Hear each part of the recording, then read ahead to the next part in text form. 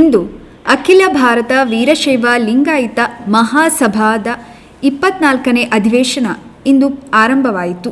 ದಾವಣಗೆರೆಯ Bapuji MBA college ಮೈದಾನದ ಆವರಣದಲ್ಲಿ ವರ್ಣರಂಜಿತ ಸಮಾರಂಭ ಏರ್ಪಾಡಾಗಿತ್ತು.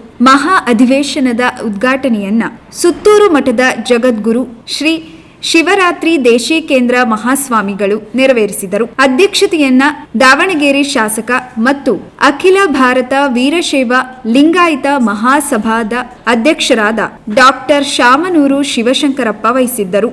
ವಿಶಾಲವಾಗಿ ನಿರ್ಮಿಸಿದ್ದ ಎಸ್ ನಿಜಲಿಂಗಪ್ಪ ವೇದಿಕೆಯಲ್ಲಿ ಶ್ರೀಮದ್ ತರಳಬಾಳು ಜಗದ್ಗುರು ಡಾಕ್ಟರ್ ಶಿವಮೂರ್ತಿ ಶಿವಾಚಾರ್ಯ ಮಹಾಸ್ವಾಮಿಗಳು, ಶ್ರೀಶೈಲ ಪೀಠದ ಡಾಕ್ಟರ್ ಚೆನ್ನ ಸಿದ್ದರಾಮ ಪಂಡಿತಾರಾಧ್ಯ ಶಿವಾಚಾರ್ಯ ಮಹಾಸ್ವಾಮಿಗಳು, ಹುಬ್ಬಳ್ಳಿಯ 3000 ಸಂಸ್ಥಾನ ಮಠದ ಶ್ರೀ ಗುರುಸಿದ್ಧ ಯೋಗೇಂದ್ರ ಮಹಾಸ್ವಾಮಿಗಳು, ಗದಗದ ಶ್ರೀ ವೀರೇಶ್ವರ ಪುಣ್ಯಾಶ್ರಮದ ಡಾಕ್ಟರ್ ಶ್ರೀ ಕಲ್ಲಯ್ಯಜ್ಜನವರು ದಿವ್ಯ ಸಾನ್ನಿಧ್ಯ ವಹಿಸಿದ್ದರು. ಈ ಮಹಾ ಅಧಿವೇಶನವನ್ನು ರಾಜ್ಯದ ಶಿವಮೊಗ್ಗ, ಚಿತ್ರದುರ್ಗ, ಬಳ್ಳಾರಿ, ಹಾವೇರಿ ಮತ್ತು ಚಿಕ್ಕಮಗಳೂರು ಘಟಕದ ಸಹಕಾರದಿಂದ ವ್ಯವಸ್ಥೆಗೊಳಿಸಲಾಗಿತ್ತು.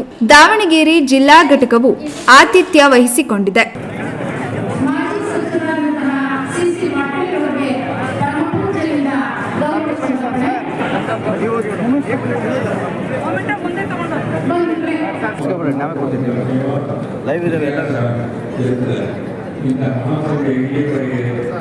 ಈಗ ನಮ್ಮ ಈ ಸಮಾಜದ ಆಳದ ಮರದಂತೆ ಬೆಳೆದು ನಿಂತಿದೆ.